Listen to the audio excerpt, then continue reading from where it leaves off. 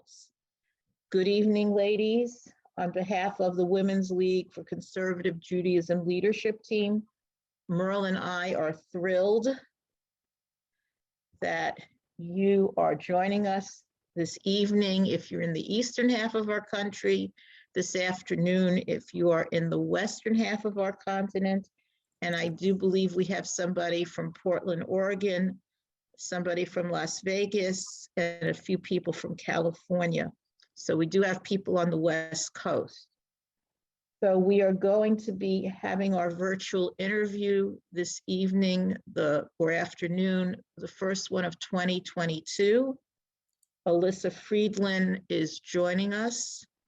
She has written several books, but we are focusing tonight on her 2021 novel, Last Summer at the Golden Hotel. I was looking at her website and she's written several books. It's quite interesting. Alyssa, maybe if you want to tell us at some point about the time frame of each of these publications. One is called First Street. She's one of several authors. The Floating Feldmans is another one of her books. The Intermission, Love and Miss, like the title of a person, Communication, and the Museum of Lost Teeth, which I believe is coming out this calendar year. Before we start with our interview, I do want to make note that it's Holocaust Remembrance Day. For me, it's a personal thing because my mother was a Holocaust survivor. But I want to simply state that I hope that sometime today, many of us have been able to have our thoughts drift to our legacy given to us by prior generations so that we could appreciate our Jewish values and our inner resilience despite torture that they experienced, brutal death that they witnessed, year-long deprivation of their dignity, their education, and their basic needs, and in many cases, separation from family. May we continue to remember and share this legacy to reduce the anti-Semitism and the ignorance about who we are as a people. So, as I stated a few moments ago, we're going to focus on Last Summer at the Golden Hotel. We have 125 participants if I exclude our author, our Karen, our member coordinator, and our tech expert tonight. So, and it's now increasing a little bit. So I hope everybody can be patient. Merle tends to focus on asking our interviewee, in this case, Alyssa, questions. I try to look at the chat and hopefully we can have a time for Q&A. If not, you are welcome to send to me via email. My email appears most weeks in the Women's League Week online emailed newsletter. Karen, do I have that right to explain it that way? It's a newsletter that comes out of the New York office. Yes. And that is how people received the notification and the link to register. Now, if you are an affiliate member versus an individual member, the individual members get that message out of the New York office like everybody does. And if you are not getting it, you can either reach out to the international office in New York, their staff, or you can speak with your sisterhood or affiliate president to make sure that the New York office knows that you are to receive these messages. But that is the principal way members receive. In the chat box, Karen has kindly given you Merle's email address and my email address. In the event you have any concerns, I'm the email person and Merle is the Wunderkind on literature. And so that's how we divvy up our work. And I kind of give some input as well, but I turn to Merle and her area of expertise, and she really enjoys reading books. I do as well, but I spend most of my week teaching. So that's why I'm kind of busy. So without further ado, I'll introduce Merle and we can get our program started. Thank you very much. Great, thank you, Susan. And it's very exciting to be here with such a large audience, so thank you all for coming.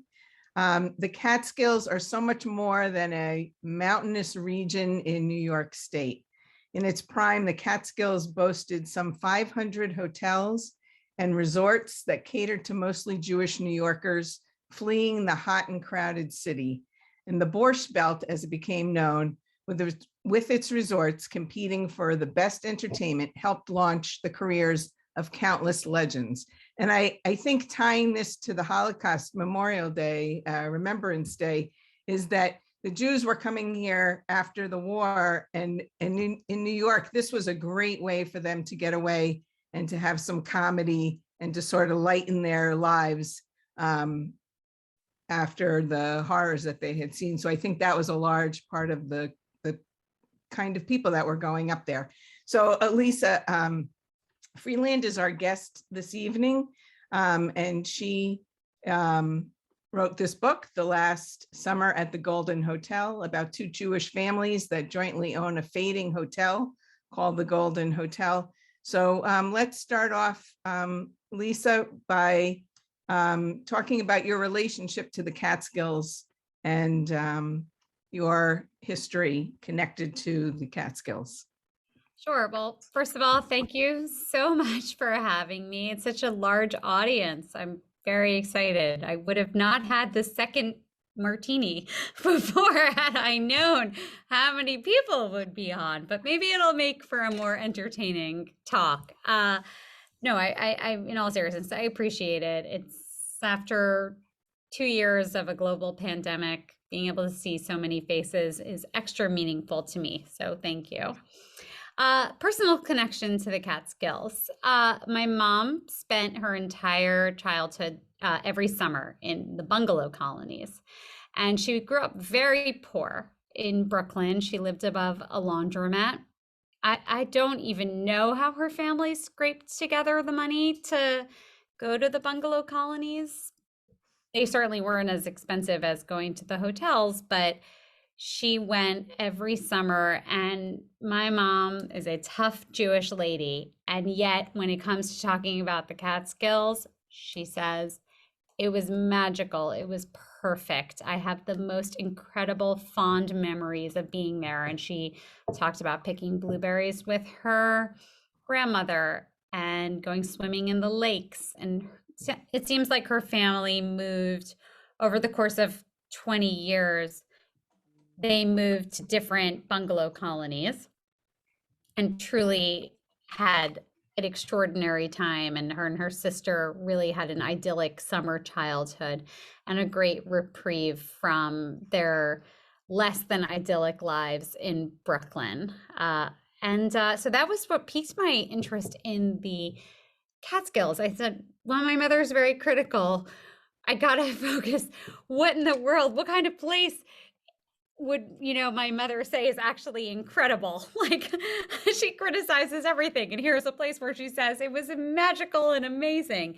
And then personally, and I'm happy to answer questions about all my research, and perhaps that'll be a different question, but I went as a child to Kutcher's with my family, and it was wonderful. My parents, I think, were a little bit let down by Kutcher's when they took me and my brother, because they had known the Catskills in its glory day. We, of course, as teenagers, were not discriminating hotel guests. So we were just happy for unlimited food and to be at a place where, instead of my mother saying, you have to share a dessert with me or you have to share an entree with me, she's like, sky's the limit, order anything you want. And I was like, super excited about that because I'm a big eater, and I am now, and I was then, and I was so excited for that. And also, but more than that, it wasn't just the food. My parents were very protective of me and my brother, and my mom was the kind of mom who stood outside and watched us ride our bikes in the driveway, because what if some creepy guy came along? But when we were at Kutcher's, we were really allowed to roam free. And I think it was from my parents, specifically my mom's experience in the Catskills, and feeling like that was family, that was safe. And those were all families that we could trust. And so, unlike going on other vacations where I felt like we all had to travel as a unit, when we got to the Catskills, my parents sort of let me roam. And, I would take the daily schedule and I would go do what I wanted to do. And that was an unusual level of freedom for me. And I really, looking back now as I'm a parent, realize it's because for her, the Catskills were a very safe place. She felt she was with very nice Jewish families, and maybe I'd meet a husband. She's really happy for me to roam around. There's, so Kutcher's is the only hotel that I've personally stayed at. And it makes sense because I'm 40, and that's the last hotel. That was the last of the Borscht Belt hotels to remain. So that's my personal connection. Okay, but so then you have gone back there now and seen the hotels when you're doing research for this book. So I went back when I decided to write about the Catskills. I went back. There's really nothing to see. There was a Catskills. There's a thriving Catskills in a way, but it's not the Borscht Belt. It's night and day. It's like, Florida and Alaska. There's really not much similarity other than the beautiful topography. I mean, the mountains are the same, of course, and the fresh mountain air is the same. But if the Catskills are having a revival, and I do believe that they are, it's of a very different nature than the Borscht Belt. So when my husband and I went back for a long weekend when I was doing research, we stayed in Woodstock. We went to, which is, of course, of a very different nature than the Borscht Belt. Well depicted in the movie A Walk on the Moon, with Diane Lane, where she's this bungalow colony girl who, gets caught up with the hippies. We went to Scribner's Catskill Lodge, which is like really emblematic of the Catskills of today. Hipster, cool, Instagram ready, photo ops everywhere, nothing specifically Jewish at all. But I met the proprietor of Scribner's, and he is a Jewish guy, and he had a finance background, was working in finance in Manhattan, and decided to quit and do this, hospitality job. And he opened Scribner's, and that, I will say that I was very impressed with him when we met, because he was very mindful that he was stepping into shoes of a great legacy. So he was very well versed. He wasn't just like out to make a quick buck or trying to figure out, what's popular now. When we spoke, and we spoke at length, he was so respectful and so mindful of the fact that he was going to be the 2.0 version of what was such a fabulous, incredible period of time. And I really owe him a debt of gratitude, because he had tremendous stories about the Catskills that he shared with me. And he didn't just open a hotel, like I said, to make a quick buck. He took his place in history seriously. So in the book, we meet the two families that own the Golden Hotel, which is now a declining hotel, trying to sort of live in the past. And then you describe both like what's in the town and around it that's like in, at that time that's changing, the newer kind of stores and the newer kind of younger people that are coming. Is that what you see now when you went to the Catskills? Is that what you based that on?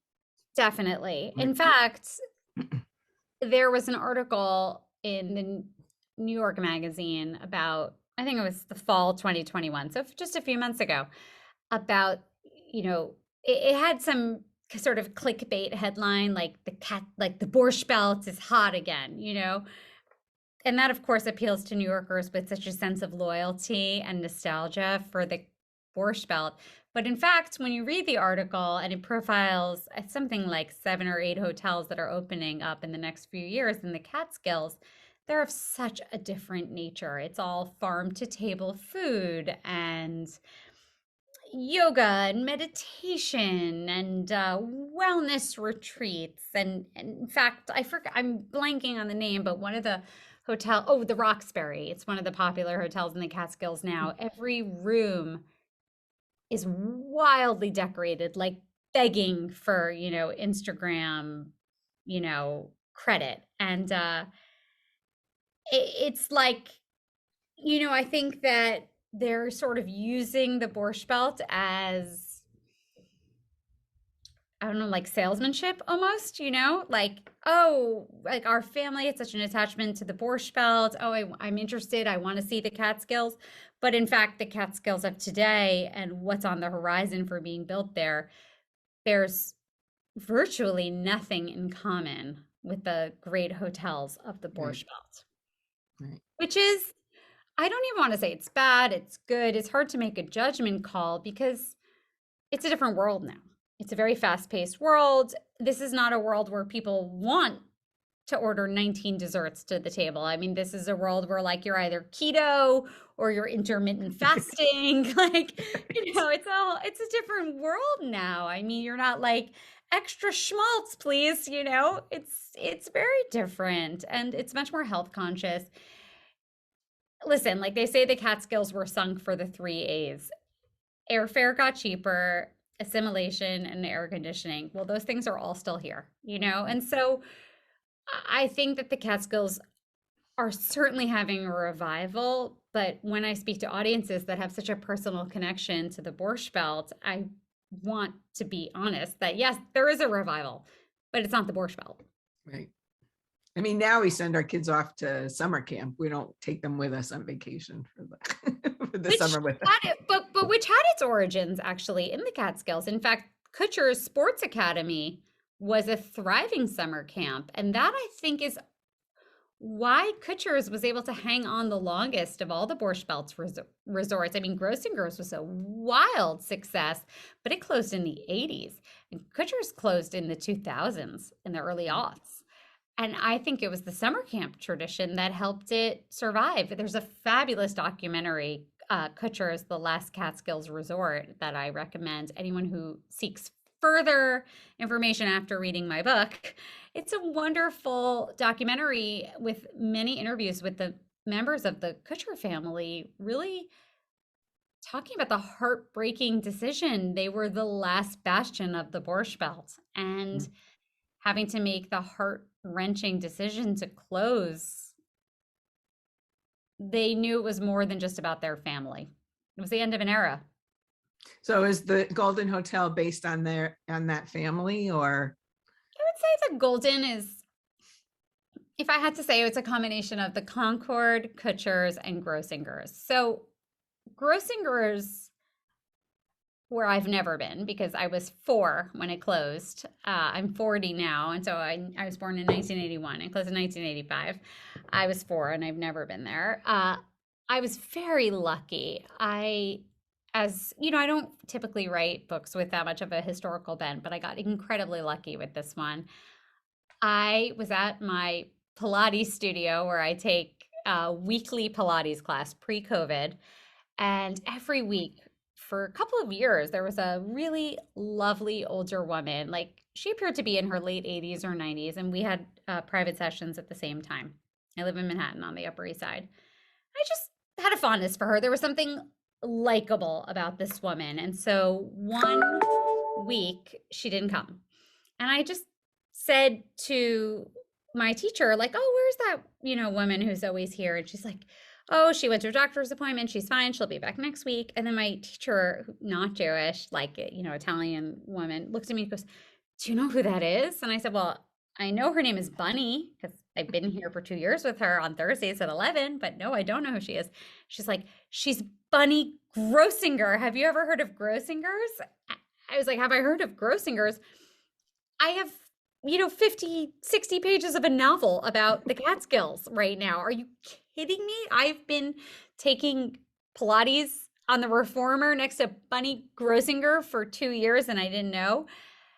I said, would she be willing to talk to me? She's like, I'll ask. So she reached out to Bunny, and then Bunny was very amenable to talking to me. She just passed away a few months ago, but despite her old age, she died at like something like 97 or 98. She mind sharp as a tack. And she's like, sure, I'll talk to her.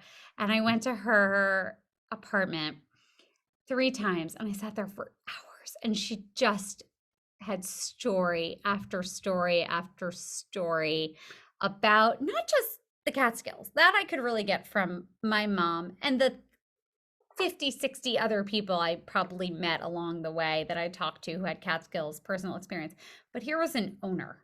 Here was someone who had that like experience of not an employee, because I talked to lots of people who were waiters and lifeguards, and not a fancy guest, but someone who was the owner, whose like blood, sweat, and tears went into the hotel. And I will say that she really just confirmed for me what I had suspected. I didn't really change the book after our conversations. I just felt so much more confident about what I had said. And on one of my visits, because she was very elderly, her grandson, Brandon, who's my age, was visiting, and I became friendly with him. He's 40. Now, since we're the same age, he was 5 when the hotel closed. So he does not have really many memories at all. He is so unbelievably proud to have the last name Grossinger. And that stuck with me so much. I saw we maintained a friendship that we maintain to this day. And every time he introduces himself as Brandon Grossinger and someone says, oh, Grossinger of Grossingers, he's just like, you know, picture the cartoon chest puffing up. Like, and that was so great for me to see, because it made me think of my 3rd generation that I write about in the Golden Hotel book. Like, they maybe sort of consumed with their own lives as younger people are. It's the time to be focused on oneself, but acutely aware, especially when it's put in their face, of who they are and their place in history.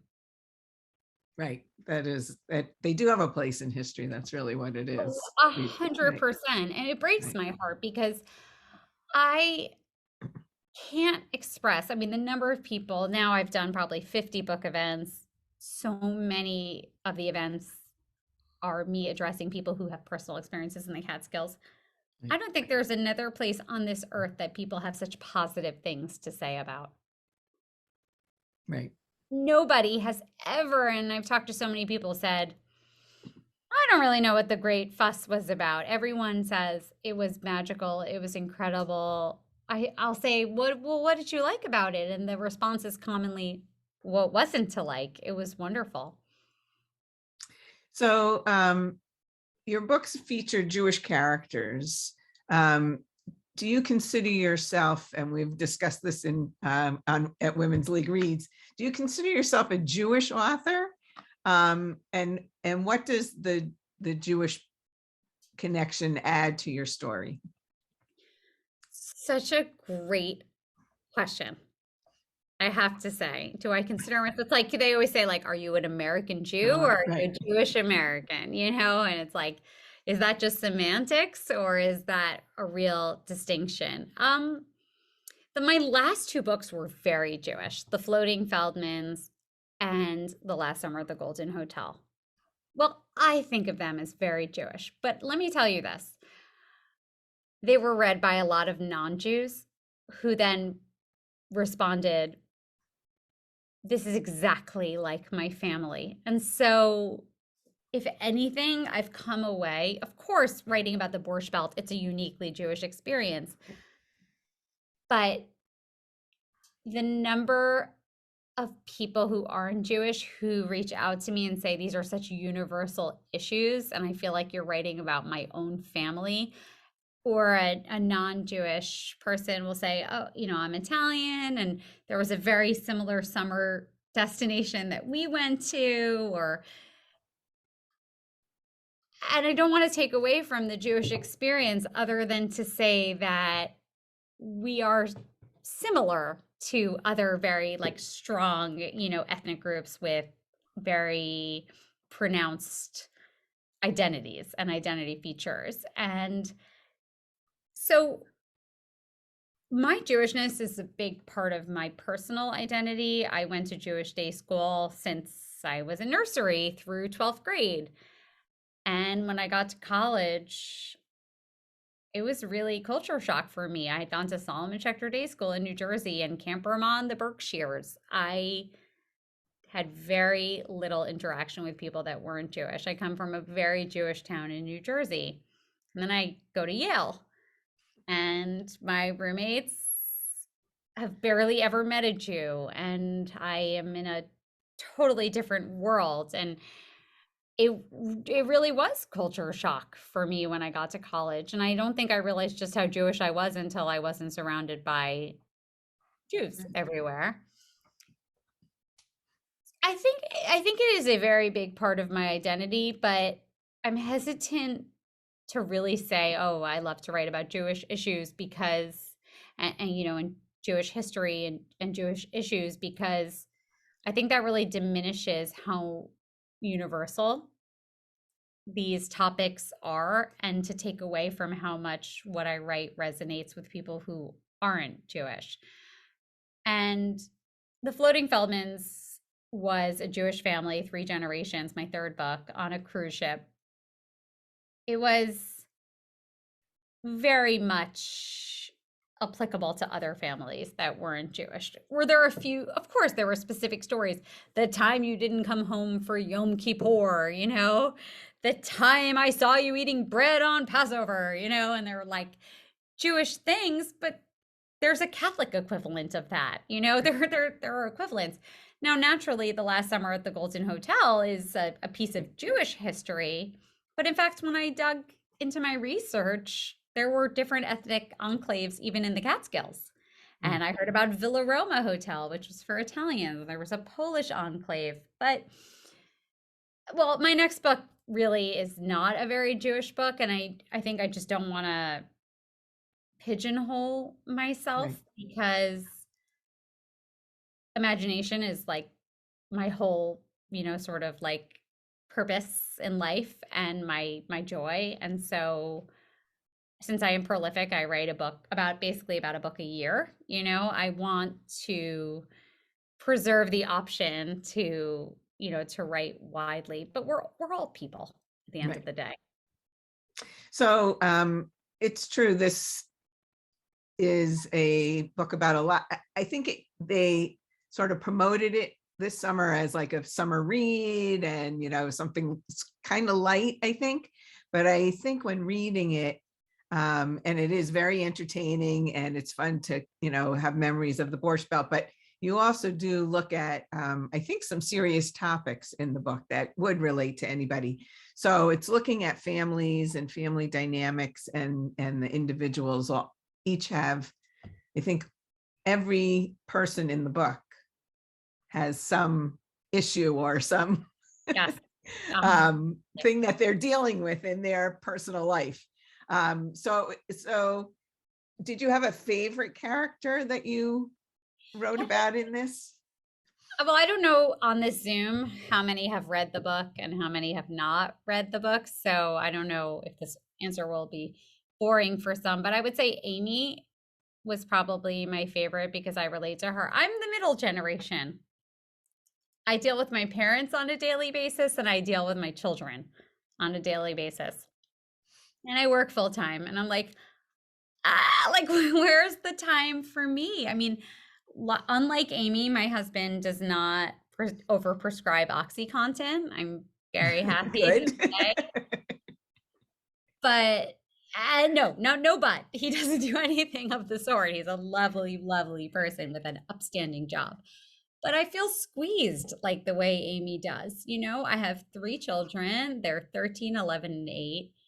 My parents, knock on wood, are alive, but they're getting older. They have medical needs. They have emotional needs. And it's like 5 people, and my husband, 6 people, just like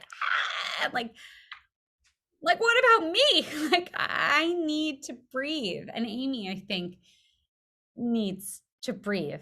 You know, she feels tremendous responsibility toward her mother after her father died, and she knows her mother's alone. And I think about my parents, like, one is going to predecease the other. And I'm certain, and I'm an only child, like, I will have to take, I mean, I already am very involved in my parents' lives. And then when one of them is alone, that's all on me. And then I have, like Amy, I have 3 children, and it's like never a dull moment, even if it's not a serious problem. It's like filling out 10 pages of Right. forms to join soccer camp. Like, and no matter how many times they ask me to put in the height and weight of my children, I can never remember. And I'm like, you know, it's just, and yet I do clearly have time for myself because I have a lot of friends and I have a career, but it feels like I'm sucking it out of, you know, this like tiny bit of oxygen that's left. So, and you brought in a lot of different issues into this. So Amy's husband does have a problem as a doctor finding a negative way of raising money. There's a lot of pressure, I guess, in this book about actually each generation with money. That seems to be because everybody's trying to live like a life that they can't really afford. And so they each have different ways of trying to raise money. Was that a theme that you went into the book with? I guess I should ask the overall question. When you started writing the book, did you know like all these issues that people were going to have and what the different problems were going to be for family dynamics, or did that come as you were? I don't know anything really when I start, and it's fun. It's a great question because I'm also a writing teacher. I teach a novel writing class at Yale where I went, and I tell my students, like on day one, you know, I have a few goals for them by the end of the semester. I teach them a ton, but I really want them at the end of the day, practically, to have a few things that they take away and that they keep with them. And one of them is to figure out, when it comes to writing, are they what they call a plotter or a pantser? So a plotter is clearly someone who figures out the plot, and a pantser is someone who flies by the seat of their pants. I am 110% a pantser. I cannot outline to save my life. And I really think now that I've written 5 novels, well, 6 if you include the one I did as a group, like I've written 6 novels, 2 picture books, like I'm an established writer, and I really believe you are one or the other. You are not a hybrid. Your brain works in one of 2 ways. And the idea of outlining and figuring out what's going to happen and who these people are in advance, it's like finding out who the murderer is at the end, you know, at the beginning of a movie. Like I want to be on the journey. I figure out everything as I go along. And with the Golden Hotel, it's quite bifurcated because they're either going to sell the hotel. They, you know, for those who haven't read the book, this is a Borscht Belt. It's the last hotel standing in the Borscht Belt. They receive an offer from a casino developer to buy the property. Well, it's fair. And the 2 families that own the hotel come together to make the decision. Well, it's going to go one of 2 ways. They're either going to sell or they're going to keep it. And there was not a chance of my making up my mind until I got to that chapter in the book. But that's me. That's my brain. And there are, like I went to a great book talk on Tuesday night of a good friend who writes fabulous books, Fiona Davis. And she said, I meticulously plot. I know everything. I mean, she knows when her characters are going to sneeze from her outline. I don't even know my characters' last names practically until I start writing. And it's just, and there's no one right way. But as a writing teacher, I encourage my students to try both ways because I said, I think it will become incredibly clear to you who you are. Are you someone that really thrives with the detailed outline, or are you someone that extemporaneously comes up with ideas that you never would have if you had tried to bullet pointed out in advance. And so I feel fortunate this far in my career. I know exactly who I am. And in fact, when I have to sell another book to my publisher, my agent writes my outline for me because I have to sell it based on an outline. Oh. I tell her the idea. She writes the outline. I get my deal. I get my money. Then we throw that outline, like picture like a crumpled piece of paper, thrown into a trash. I don't even look at it. And I write what I want to write, because when it comes to the Golden Hotel, I didn't know. I didn't know what to do. I was like lying in bed at night thinking, should they sell? Should they keep? Should they sell? Should they keep? And it was when I was writing the chapter, and both families are in the boardroom. Like it sounds so hokey, but it just came to me. Like I knew the answer, which I hate sounding so like, oh, it came to me. And I have to say, and we won't give it away, but I thought it was going to go the other way, all the way through. Wow, that's intriguing. That's very intriguing. I was really tied to it going the other way, but that's. I did not know, so I didn't purposely mislead you. I can tell you that. No, I was convinced. Maybe that's good writing that you had me a big surprise. And so then, did you have to do?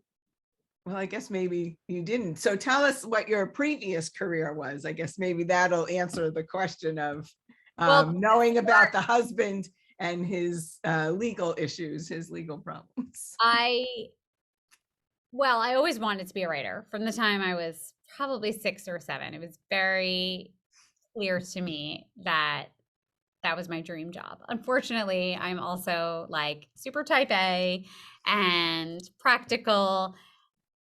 I went to Yale. I worked super hard. Like I've always been like a crazy hard worker, probably too much, like really intense student. And I did a lot of creative writing in school newspaper and always entered all the library. I grew up in New Jersey, and I always entered all the library creative writing contests. I massive reader. And then I went to college. I joined the Yale Daily News. I worked my way up to being the editor. It was tremendous. It was great. It was a great experience. And then game time, I was finishing my junior year of college, and it was like, I want to be a writer, but what does that mean? Am I going to like graduate Yale and then just like go sit at Starbucks and like with my laptop? First of all, like Starbucks doesn't pay unless you work there, so like they don't pay you to sit and like write your novel. And my parents are traditional, and they're like kind of pushing me. They're like, we love how creative you are, but it would be nice to have like a stable job, and so I fell into, I wouldn't say a trap, that sounds cruel, but I landed on a path that I think is common for people who aren't quite sure what to do. And I went to law school, which is wonderful for people who want to be lawyers, and maybe a way to buy time for people who aren't sure. So I went to Columbia. My life worked out. I have no complaints. My life worked out. When I was living in New York at Columbia, I met my husband, which was amazing, and I would never have met him had I not been in New York. And I met him. I have a beautiful family, and I worked as an attorney for 3.5 years at a big firm, and I did get an amazing paycheck, but I had no passion. And I remember turning to my husband, who loves his job, and on a Sunday night, I was like, don't you just hate Sundays? And he was like, yeah, Sundays are bad. I was like, no, but like, how horrible it is that you have to go back to work the next day? And he was like, not really. And I was like, no, but don't you sort of have that like pit in your stomach that you like hate having to go back the next day? He was like, I think you might need a new job. Like, I'm not like excited for tomorrow, but like, I certainly am not dreading it. And so I was like, this is not me. I'm so creative. Like by this point I had children, like little kids, and I was like making up imaginative stories for them when I put them to bed, and I imaginative play. And I've always been like very creative and artistic. And I was like, corporate law, it's not working for me. But the truth is that it took my having the security of being married having a baby that enabled me to leave. And I don't know what would have happened if I wasn't at that place in my life, but I'm grateful that I was. I went in shortly after that conversation. I gave my notice, and I worked on my first book, and I'm about to have my 5th novel come out. So I will say that I'm glad that I went to law school for the fact that I did make some nice friends there, but other than that, I really love teaching writing, and in order to teach at Yale, I need to have a graduate degree. It's just the prerequisite to teach there. So even though the graduate degree is in law, I don't know if it just shows a certain discipline in academia, but that's the requirement. You have to have a graduate degree. So the fact that I have the graduate degree has enabled me to teach, and I'm very committed to teaching. I love it so much. I love my students. I love teaching writing. Great, that's terrific.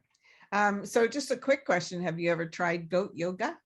Yes, yes, I have. Oh. And if you go on my website, there's pictures of me doing it. It's really disgusting. Like, it's terrible, and I don't recommend it. Like, I don't understand the appeal. And I don't hate animals. I have a dog.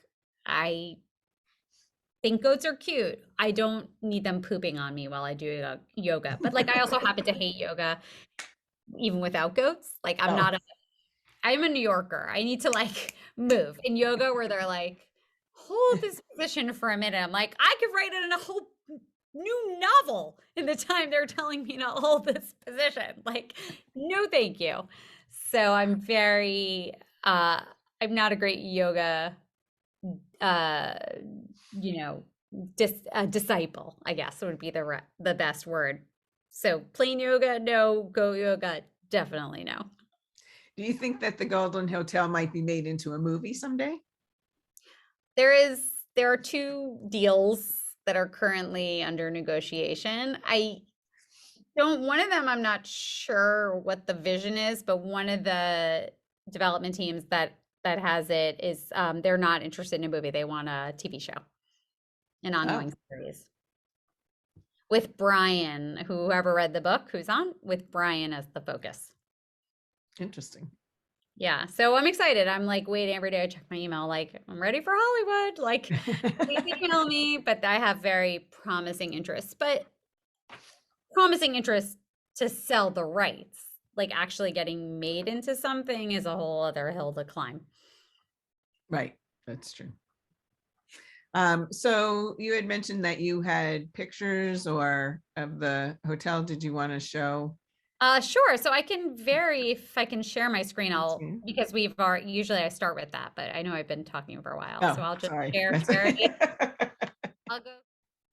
So the first few are just postcards. I'll go quickly because I know people have been listening to me for a while. Are just postcards from the height of the Borscht Belt, which are just fun. I love the hunting, because I'm like, that was definitely not advertising to the Jews, where they're like, the good hunting. This is a picture from the Flagler. I just love, because it's clearly summertime and this woman's in her mink stole. This is from Grossingers. On the left is Jenny Grossinger. Oh, I should say that Bunny, the contact I met at Pilates, was Jenny's daughter-in-law.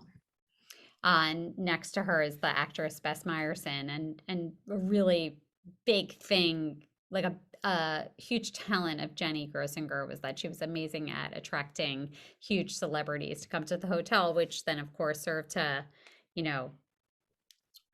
increase the prestige of Grossingers. And here she is with Elizabeth Taylor and Eddie Fisher, who famously got married at Grossingers. Mm-hmm. This is from Kutcher's. The man on the right is a average height Jew, and the man on the left is Wilt Chamberlain, the NBA star, who worked as a bellman at Kutcher's. Kutcher's was great at recruiting star athletes to come and train and dazzle the guests. Wow. This is the ballroom at the Nevele, where my parents had their honeymoon, and it was a very popular honeymoon and wedding destination. This is an artist rendering of my beloved hotel, the Golden.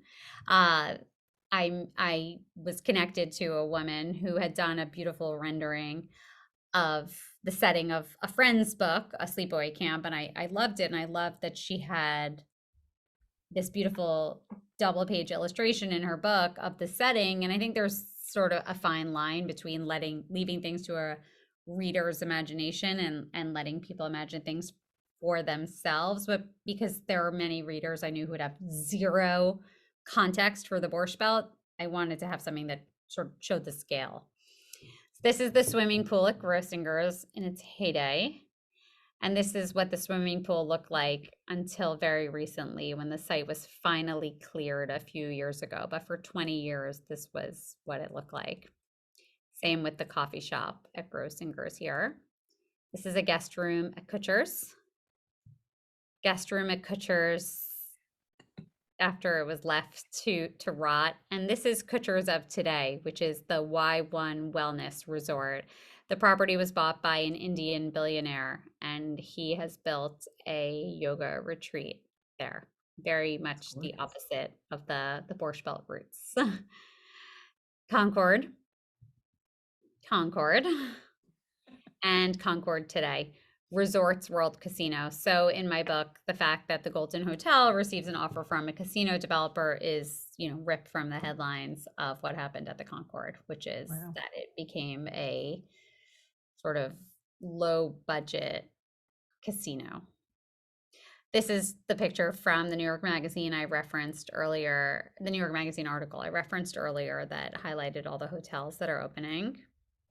The Dirty Dancing picture, the iconic image of Baby being lifted by Patrick Swayze. And I like to show this picture because I like to mention that Dirty Dancing, while it is such an iconic American movie, unless you're Jewish or took the time to do the research, it's not well known that this was meant to represent the Borscht Belt.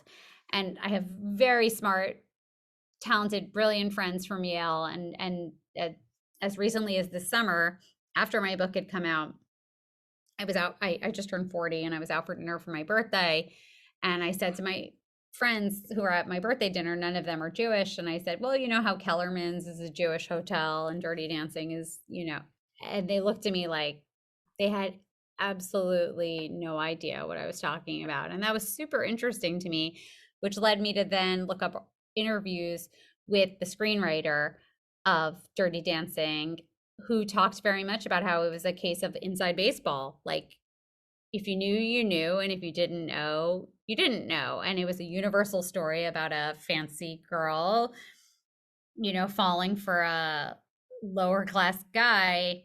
But if you were Jewish and knew about the Borscht Belt, you recognized the Yiddish terminology, you understood why the waiters were all like Ivy League educated. And, it's a thing that's so interesting. And I don't think that would be the case today, because we're much more identity focused now. And this movie came out in the 80s, and now it's like, celebrate your identity, don't try to blend it in. So I'm fascinated. Marvelous Mrs. Maisel, which is amazing. I just want to say was a great inspiration. Of course, I love Midge Maisel's character. I was lucky enough to get to meet Rachel Brosnahan, and she's really charming and friendly. Season 2 has some great episodes filmed at the Steiner Resort, fictitious resort, and I thought they did an amazing portrayal of the Catskills. Yep. It's just an artist rendering of the Goldman and Weingold families that my publisher had made. And if you've read the book, it won't be hard to identify who's who, and the family trees that were at the beginning of my book, because there are a lot of characters to keep track of. Oh, there's me doing goat yoga on the right with my daughter. And that the last Welcome to Kutcher's is the documentary I talked about. And then borscht, I have a picture of, because I felt like before I go and do all these Zooms, I've never eaten borscht, I've never made borscht, so I made borscht. It's very hard to make. I will never do it again, and I hated the way it tasted. So that was my very limited experience with borscht, but I felt like it was important before I go out and, talk about, the Borscht Belt. This is an outdated cover of my next book, which is like the title has since changed. The cover has been tweaked a bit, but it's now called The Most Likely Club. And it comes out September 6th. And it's about 4 women who were very good friends in high school and they reunite at their 25th reunion. This is the cover of my children's picture book that's coming out next year, The Museum of Lost Teeth. So anyone with tooth losing age children or grandchildren, I hope you will like it. It's just asking people to review my book if you haven't, and how to find me if you're interested. Instagram is really my main. I'm very good about keeping up on Instagram and posting on Instagram. Not so great with Facebook. And then my website where you can sign up for my newsletter, which is where I update about what I'm working on, but also I send a newsletter recommending the best in books, podcasts, and TV. And that is it for my pictures. So I guess we can tell the generation difference because I know much more about Facebook and much less about Instagram. Yeah. And I will say that I did make tonight your borscht recipe for dinner. And it wasn't bad, but it's not the borscht, I guess, that I grew up with. Was more like a liquidy, just beets. With nothing else in it, is the memory I have. I don't know if other people want to comment in the chat about what their borscht I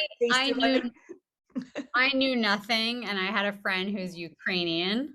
She's like, it's a Ukrainian recipe, and she came and made it with me, but I don't know. It wasn't for me. That me. Might be right. So it might be like different, and maybe I don't know. My family background is Polish, so I don't know. Maybe there's a difference from different countries or whatever. But I will say it tasted good. It wasn't what I expected as a borscht, but as a vegetable soup, I recommend it from the website. So if we have any questions in the chat, otherwise we look forward to the next book, and hopefully the title stays the same until September so that we and I encourage anyone who's interested, reach out to me. I'm very accessible. I'm very appreciative to have the chance to speak to everyone tonight. And we're very excited. Right. Thank you so much. Lots of comments, but no questions. Yeah, I see some, Merle. I've noted 3 questions. Thank you again, Alyssa, for intriguing us and elaborating upon your writing process and how you teach writing to others. That's really great. Being a teacher myself, I do teach writing as well, but not probably as well as you. But because I wrote a PhD dissertation. That's it. That's my claim to fame in the writing department.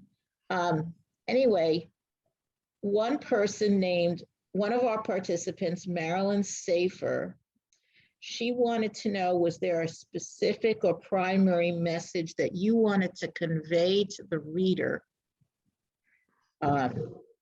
when you wrote this book?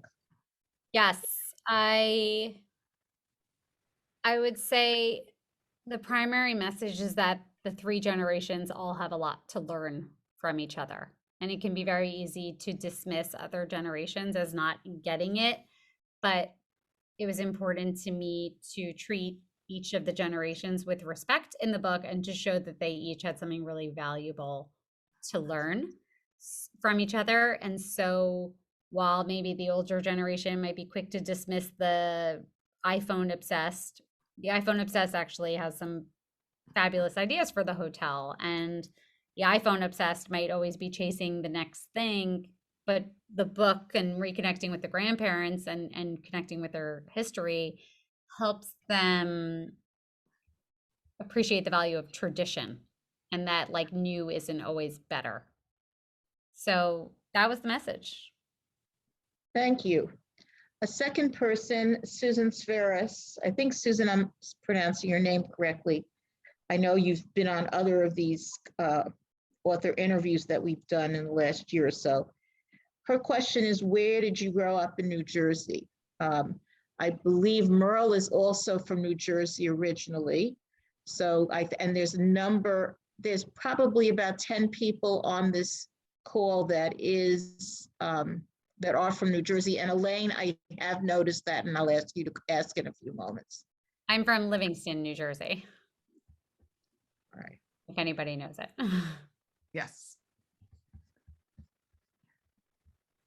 And then Elaine, you can speak, and I have one other question that Bonnie Kelter and Susan Ambaruch asked the same question. So Elaine, go ahead.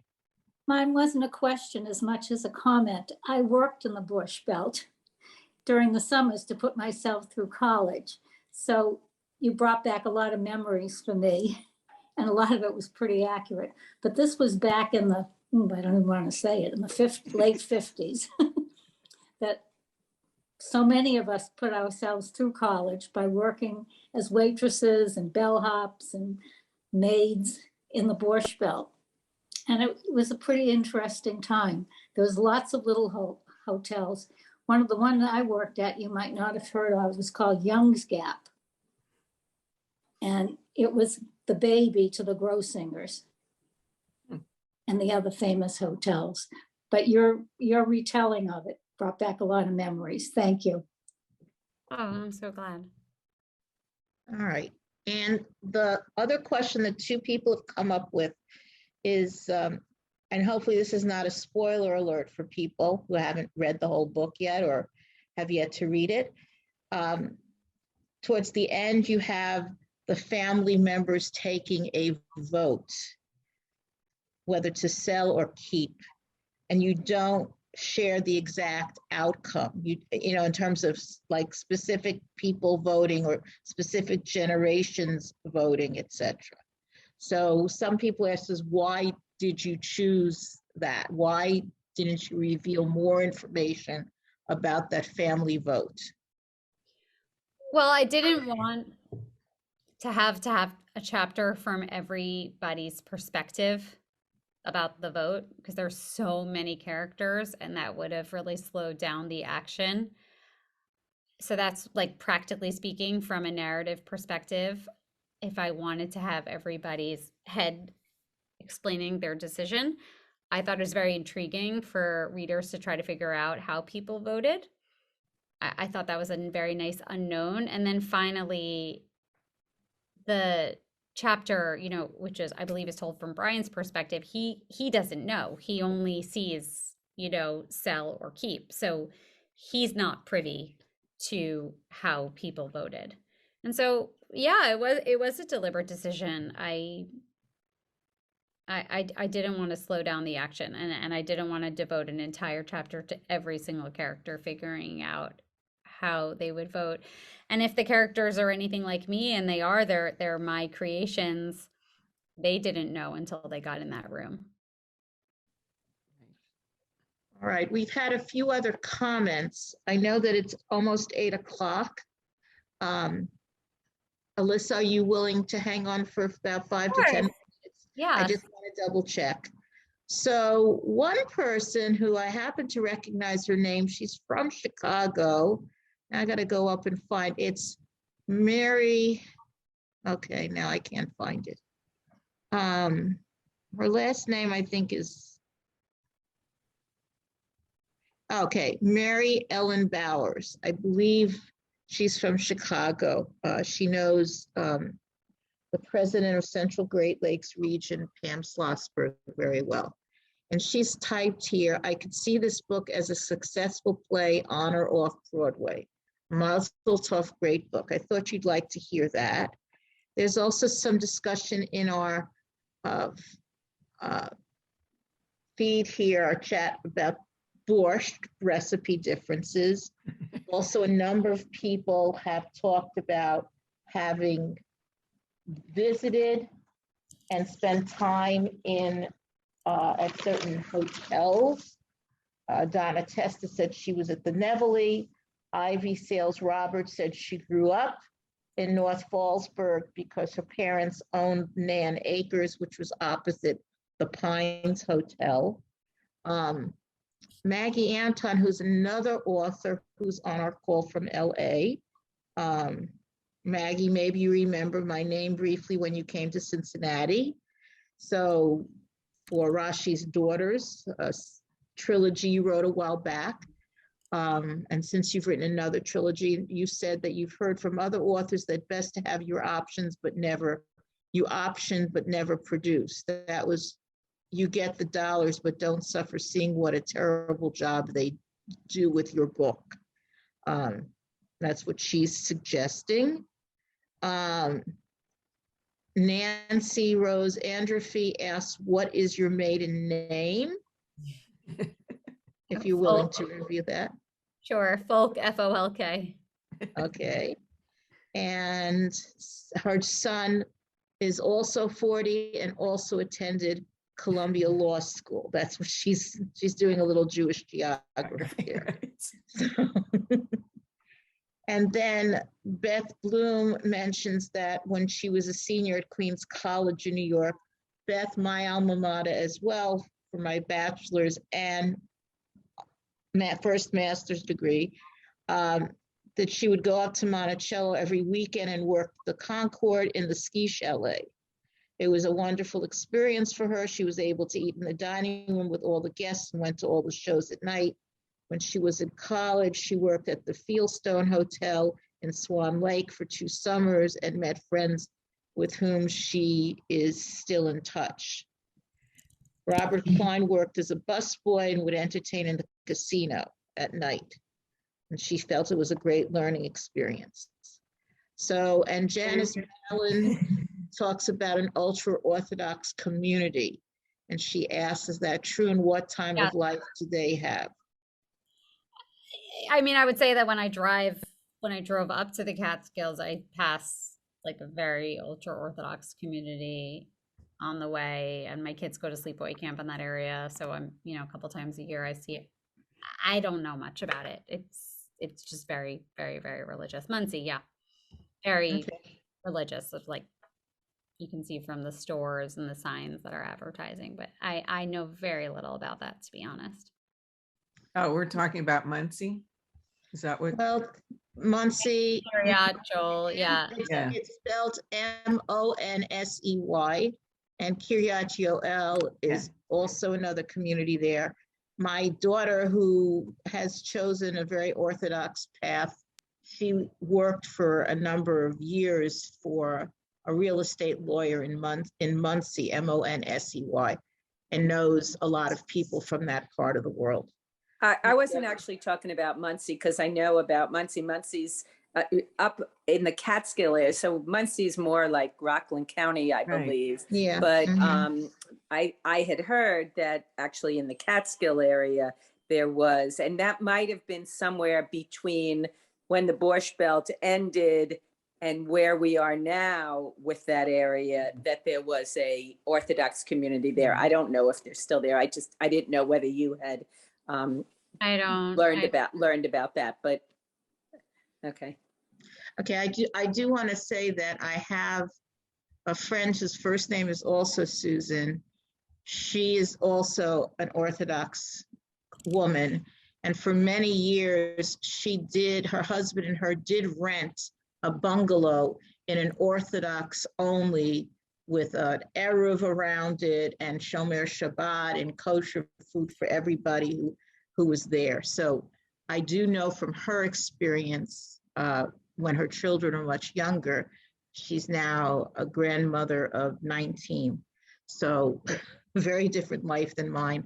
So, but anyway, I know that it's after 8, and I do not see any other questions aside from comments saying how much people have enjoyed the book and the conversation and so forth. Merle, do you have in front of you, Merle, the name of our next book? I believe it's the Book of Jeremiah that we're discussing on March 13th at 1 o'clock in the afternoon Eastern time. And our author lives in Israel. So, and what's the author of Book of Jeremiah? Is it Deborah Zuckerman? Isn't it Zuckerman? No, I don't want to say right now because Okay, well, we will be getting to Karen. We'll be having and we'll get to her. The exact information, ISBN number and page length. So you can get that book. And then our last book is June 2nd. So there'll be a big gap between March 13th, just before Purim, and from Purim through Shavuot, we won't be having any Women's League Reads event because there's going to be many other Women's League events for your interest and needs to interact with people and learn from each other. So I believe there'll probably be virtual gatherings among the regions as well to look forward to. So Merle, do you have any other I further did comments? double check. So I'll just say it's the Book of Jeremiah. It's a novel in stories by Julie Zuckerman. That is- Julie yes. Zuckerman. Okay. So So but that's our otherwise, next thank you. author. Yes, so, but thank you, everybody. Thank you, Elyssa, for Thank you joining so us. much. This has been terrific, and Thank we you look for forward to having your me. next book. Thank And you With so much. pleasure. Good to see everybody, and Um, thank you. It's with pleasure. Everybody have a great Great few evening. weeks and enjoy Thank you. Purim and anything coming up.